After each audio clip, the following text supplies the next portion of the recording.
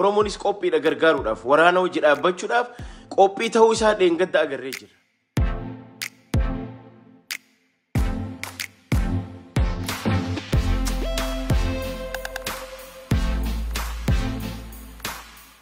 Galmi afaan gubbaa sirba qabsoo gizeetti banu uummanni hagam takka akka fedhii qabu.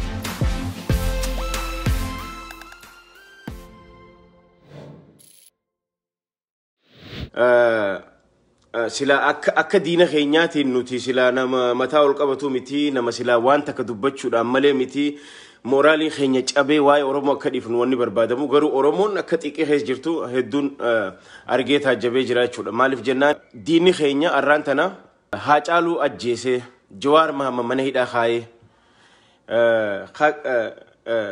fakkeenyaaf miidiyaa OMN cufee isaat achi keessaa nagaan burraaqaa jira. Gaazexeessonni OMN hidhamaniiti khabiraa immoo akka Taammiraa Nagaraa alarraa waan fedhan galgala ganama dubbatan jechuudha. Akka Haacaaluu du'ee boolla seenee akka Teedii Afroo doktorummaa isaa eebbifamaa jechuudha. Arraan tana kaadiree fi tuntun waan takka nutti himuu feeti waan deemaa jiru maal akka jiru nutti himuu barbaadanii jechuudha. Nuti immoo kanaaf guyyaa kana Haacaaluun maaliif jennaan nuti Haacaaluu dagachuun ta'u Haacaaluun onni Oromoo keessaa bahuun ta'u jechuudha. Arma qophii sagantaa jira jechuudha. Ani leen edaas sagantaan ture amma anaa deemuuf deemu tokko sagantaan dura jedhame. Anyway fardiin dubbiin fardiin maal jechuu barbaadeeti Haacaaluu diinni ajjeese akka dagannu fedha. Arra keessa fuddee kaadireen yookaan abbootiin garaa maal jechaa jiranii Teedii Afroo nurra faarsaa jiran jechuudha. Namicha Minilik nurratti faarsu namticha madraka irratti Haacaaluun akka gootatti Abiyyi aangootana masaraa mootummaa isa naqe. Akka goota achirra dhaabbatee haaraaf kiiloo si to'anee jiru achirratti fuula isaas duratti wani je arra inni boolla qabrii seenee Teedii Afroon doktorummaa isaa argatee jechuudha. Kana nuuf faarsuu feetti kaadireen. Kanaaf nuti amma wanni isin jechuu barbaade maali? Sirni kun Itoophiyaan amma jirtu Itoophiyaan tortortuun yookaan Itoophiyaan dullattiin amma jirtu tuni wanni isin taa'aa jirtu wanni isin jirtu ta'eenyuti tanama garee warra Itoophiyaan dannatti barbaadu yookaan warra sirna nugusummaa Abiyyi ijaaruu barbaaduuti malee kun sirna Oromooti miti jechuudha. Maaliif jennaan sila arraan tan namni doktorummaa eebbisamuu qabu Haacaaluudha sila. Namni sila galata qabu namni sila bilisummaa tan irraa dhandhamatee wanni yoo Haacaalu garuu sirni Haacaaluu fedhuu miti Haacaaluu balleessu. Haacaaluu ajjeesanii Jawaaris ajjeesuuf kan bakka hin taaneef rabbitu isa olchee kunillee mana hidhaa seenee jechuudha. Sinigalee soo kanaaf sirna kan argaa jirra waan deemaa jiru. Kanaafuu nuti immoo akka Oromootti akka sabatti wanni godhaa jiru ammaan tana wanni amma godhaa jiru waan dansaadha.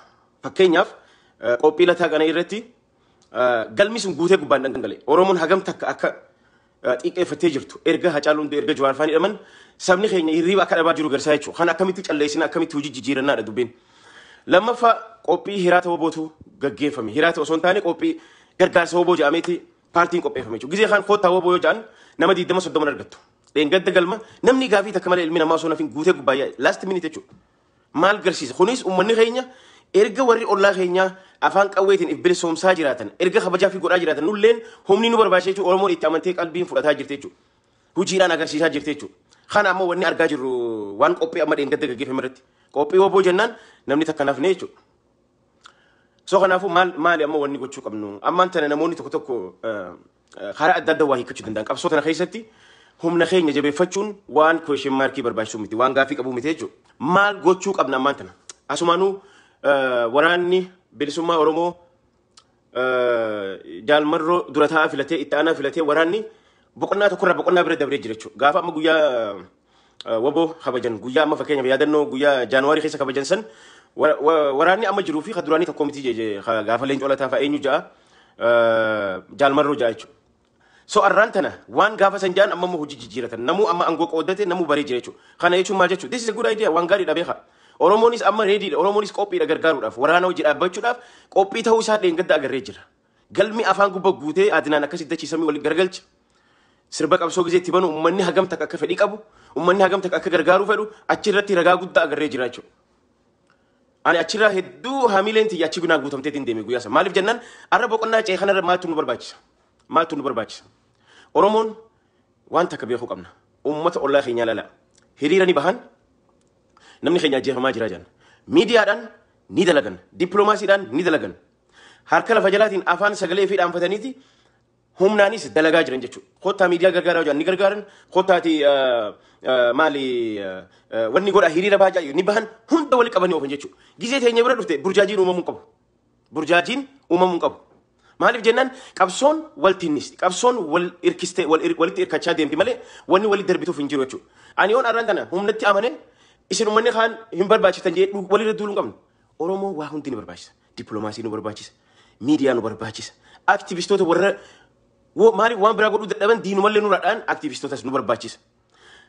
Qabsoon qawweenis nu barbaachisa. Kana hunda wal simachiifnee deemuu qabna. Asirratti immoo wanni godhamuu qabu lola qofa irratti xiyyeeffachuu osoo hin taane ammarraa eegalee erga boqonnaa haaroo kana ceene erga dura taa'aa waraanni qabaate ammaan booda boostaadhaan namni isaan ajajuus hin jiru waraanni kunis ifiif hoogganaa jira akka inni if hoogganu nama ciccimaa isaan barbaachisa jechuudha. Al kanaa illee dippiloomaasii nama afaan tahee akka Geetaachoo Raddaa sanitti TDF dubbii himaa tahee Ingiliffaadhaan Tiwutariidhaan CNNidhaan karaa barbaadan hundaan waa'ee saba isaanii kana wannaa godhachu. Waraanni keenya kunis akka duritti akka qancaree nafne nama akkasii jabaa barbaachisa jechuudha. Nama dubbii himaa afaan Ingiliffaa sirrii danda'u sabboonaa ta'e isaan wajjin dhaabbatee achirraa. Ilmi namaa tokko yoo waan takka ka'ee yoo daldalaas ta'e yoo hojii daldalatuu fedhu taate daldala san maallaqa wali baaftee walqixa 50-50 yoo baaftani sheerii walqixa adda fudhatta maallaqa atarrafattanii jechuudha.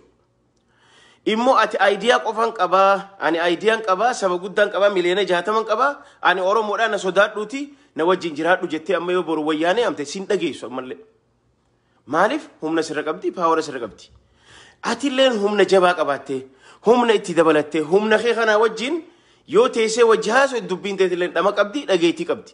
Maaliif jarri kun Denggaddaas warra maqalee nagalchee qeerroof jala qaban. Arrammoo ibidda harkaa qaban na wajji humna jabeeffatanii jiranii awwal ta'u ani akkan dhageetti uummata namoota itti dhiyaatanirraa akkan dhageetti OPDO jaaruu keenya ni sheenoone warruma nuti harkuma nyaachifnee nu ciniinaa jira ammaan tana. Warruma nuti booji'annee asiin geenyeetu arranuu garagalee warri Oromoon nagayaa ilmaan Tigraay dhumuu qaban nu jetteeti nuti immoo nuti ta guddifanne arraan tana shanyii teenya zarmaanzarii teenya lafarraa haqu jirtii jedhan baacaa dabalee fa'aa baananii. Immoo Oromoon qulqulluun dhugaatan nuti gaafa kan abaa wajjin ni jennee dhiinee biyyarra ariine ilmaan rakkoon teenya TPLF wajji malee Tigree wajji miti ilmaan Tigree maadhuman ja'aniiti Oromoo galateeffataa jira uummanni kun. Maaliif kun kate maaliif Oromoo galateeffata dhugumaan Oromoon akka Amaaraati miti sabni Tigree lafarraa habatu hin jiru dhugaadha kanu fixe wayyaanee fi OPDO jira lamaan kana. Yoo gaafatames yakka jarri lamaan kun haa gaafatamu akka dhala ilma namaa tokkotti haati namaa akka dhaamtuun feenu haati namaa akka guddatamtuun feenu ilmaan keenya akka guddatamtuun feenu isaanii akka guddatamtuun feenu akkasitti yaadan amma akkas yaadni isaanii amma namoonni tokko shakkii qabaatan ta'a jarri kun ammallee dhufee nu bulchuu danda'a moo maali Tigreen tun ammallee deebiteeti nu bulchuu deemti moo maali kaayyoon isiiti isaan waa lamaaf gadi hin taane amma booda isaan ardii tanarraa balleessuuf ka'e Abiyyi Ahmad namichi jaamusanii fi Isaas Afwerqii haga lubbuun jiru hin taane isaan akka duritti aarsaa kafalanii biyya san dhiinee bulchuu hin danda'an akka bulchuu hin dandeenye sirrii jala muranii beekan. Immoo uummanni sirni aadaawii achirra taa'urra uummanni akka Oromoo jabaatee warri ilaalcha akka keenyaa qabu warra ifiin buluu fedhu yoo agarre isaanii wajji ni jiraannaa ni taraaddaraa jechuudha. Wanni isaan yaadni isaan qaban. Maaliif dur sababni isaan itti milkaa'aniif ganama gaafa kaan dhageeffadha ganama gaafa kaan Tigraay bilisoomsuuf kaan. Ameerikaan noo Tigraay bilisoomsina Itoophiyaa bulchaa angoo isin kanneen Mangistuu Hayilamaariyaam ariineetiin hoggaa kana Ihaadig jaaranii jechuudha. Oromoon raayis Amaaraan raayis hundirraa jaaran jechuudha. Amma sagantaan sun hin jiru. Isinii galee waggaa 27tti nyaatan bololan ari'aman achirra. Amma booda ni danda'an jechuudha. Tana booda namni itti dhiisu hin jiru. Kana ka gochuu qabnu immoo nutis Oromoon yoo jabaanne bakka jiru hundarratti sooshaal sarviisiis haa ta'u qabsoon hidhannoo haa ta'u uummanni keenya waggaa socho'ee dafanii waan kana firiitti calleessuudha malee callisanii galanii rafuun hin taatu. Nuti arraan tana wanni Hacaaluu irra deddeebinee guyyaa 2-3 waa'ee Hacaaluu asitti irra deddeebinee goonuuf no isin Teedii Afroo faarsa nuti immoo Hacaaluu keenya hin dagannu jechuudha hiika qabdi maanaa qabdi jechuudha. Isin nuti Hacaaluu yaadannoo irra jiru Teedii Afroo nutti faarsitanii jechuudha. Namticha Minilik ilmaan Oromoo lafarraa fixe kadeebi'ee itti wanii nu godhaa ture isa nutti faarsitanii jechuudha. Kanaafuu Oromooti jabaadha. Sabboonummaan Oromoo cimuu qabdi. Qabsoon Oromoo cimuu qabdi. Isin galee kanaaf humna teenya jabeeffachuu qabna immoo waan haga amma agarree waan hamilee nama horaa waan abdii nama godhaa malee hin agarre Oromiyaa xiqqoo keessatti hangaan dhufe jechuudha. Kanaaf kubbaan arallee Osfaanaan ni jira guyyaa dhumaatti nulleen taphachuun oolu aranno goolii meeqa akka nuti seentuun beekuu takkaan nu galcha. Anyway nulleen artistoota aktivistoonni illeen qophaa'aa nu jaanii jiran seenuuf deemnaa nulleen ni taphannaa warra bijee san booda arra madda walaabuuf dirreetu isaan lamaantu wal dorgoomee waan caadhaaf mo'ate fudhata. nulleen gaaseenuuf deemnaa akka rabbi nu godhe naafis Khadiir Said Fajira Daawutee Fajira yoo sagantaan dabruu baate maaliif sagantaa hedduutu walirratti overlap godhee jira anyway hedduun irraa gammadee waan deemaa jiru keessattuu wanni na gammachiise wanni ji'a almaan sadii kan irraa haasawaa turre haa dhokochaallee taatu amma ani amma wanni ji'a takka itti cufameef waan xiqqoo takka barreesse waan xiqqoo takka jaalannuu jubbinus booda kana wanni ni qabsoo irraa dubbachaa jiruuf waa'ee humnaa waa'ee qabee kanarraa dubbannaani block na godhan jechuudha block na godhanii ji'a takka live irra kan jechuudha amma live kiyyaan seenaa jiru guyyaa lamaan naaf irraa ka'uuf sinigale kanaafuu maali isin jechuu barbaade yoo nuti waan takka dubbanne waa'ee qabsoo dubbanne oromooti isin irraa cufa OMN takka akka duraanii sanii miti takka OMN waa'ee qabsoo dubbachuu jibbee waa'ee woboo jibbee isiniif salphaadha isin dubbachuu dandeessan nuti maashina nu darba yoo waan takka dubbanne kanaaf akka dandeenyu afaan micciiraa afaan jijjiiraallee dubbachuu dandeenya akkasitti understand godha garuu ummanni keenya they are ready ummanni keenya qophiin ta'uu isaanii ready ta'uu isaanii qabsoodhaaf of qopheessuu isaanii ragaan dheengadde jechuudha gaafa galgala gargaarsa woboo jennee akkasitti akka mixitti mana san gune jechuudha kuni jijjiirama guddaadha kanaafuu ammarraa eegallee oromoon hundi kara dandeenyuun miidiyaadhaan baakaaf gochuu akka lafa jalaatiin waraana keenya hojjetalu waraanni keenyas dirree bahee waan godhuu qabu waan deemuu qabu as public baafachuu qaban kan dur dhiisanii ka amma booda jechuudha warri amma filamee kun jechuudha nama jabaa dubbii himaa akka Geetaachoo Raddaa san oromoodhaaf haa as baahu sunis biyyarraa haa dubbatu oromoonis qophii sitti hafuuftu wala afaan deebi'uun hin barbaachisu taniin isinirraa cufu rabbiin waan amma deemaa jiru kana oromoo tana addaan gingilchuu fedheeti eenyu jaalmarroonis hin hikkadhu wayinii fi qalameen bilisoomsa kajees rabbuma afaan kaagizii rabbiin oromoo dandamuu fedhe jechuudha arraan tana jirri kun duubatti hafanii arra kuma 20-30 waraana lafarraa qaban jechuudha kanaafuu oromoon humna tana feetu biyya mataa keetii ijaarrachuuf aadaa mataa keetii qabaachuuf yoo barbaadde sawa sablammoota jiraachuuf illee humna si barbaachisa namni humna qabu kabajaa qaba kanaafuu oromoon osoo qalbiin irra ammallee irra deddeebinee waraana keenya jabeessu amma booda dhaabbachuu qaba amma booda clearly namni anaaf qabsaa'u nama gaara san keessa jiru sigalee achi keessa nama achi saba kanaaf ifkanne isa hogganan isa qabsaa'an jechuudha hin jiru namni bakkuma qabsoo hunoo Geetaachoo Raddaa faallee dirree qabsoo irraa hogganaa jiran jaalmarroon faallee dirree qabsoo irraa hogganaa jiran daaseet hogganuu namni barbaada achuma galee haa hogganu kana achi hin jiru jechuudha kanaaf kana ala immoo akka sabatti yoo qawwee qofa dhooyinna jenne qawwee qofa dhooyinna inni bakki deemnu jiru qawwees ni dhooyinna addunyaarratti sagalee tahaa deemuu qabna miidiyaas jabeechuu qabna waa hunda wal cinaa qabna saba guddaa waan guddaan warri Tigraay qawwee qofa osoo dhawanii silaa miidiyaa dhiisanii arraan tana biyya isaanii bilisoomfatan arra successful hin ta'an maaliif jennaan miidiyaadha kan isaan gargaare CNN kan isaan gargaare Tigraay miidiyaa kan isaan gargaare maaliif ololli barbaachisaadha kanaaf miidiyaattis firraa hin bubu'ina miidiyaan dawaa qaba miidiyaan haa heddummaa dawaa qaba warri asirraa dubbatus dawaa qaba garuu isaan kun haan hogganani isaan haa dhaaban ijaaran jeena dhaabni hajaarame ni jira ni qabdi oromoon kaafaa os haa xiqqaatu haa guddatu waraana bilisummaa oromoos ni qabdi so nuti asirra teenyee dubbanne nuti warra waa jaaru dalagu immoo sagalee taa'aa fi jajjabeessinaa wajji dhaabbanna jechuudha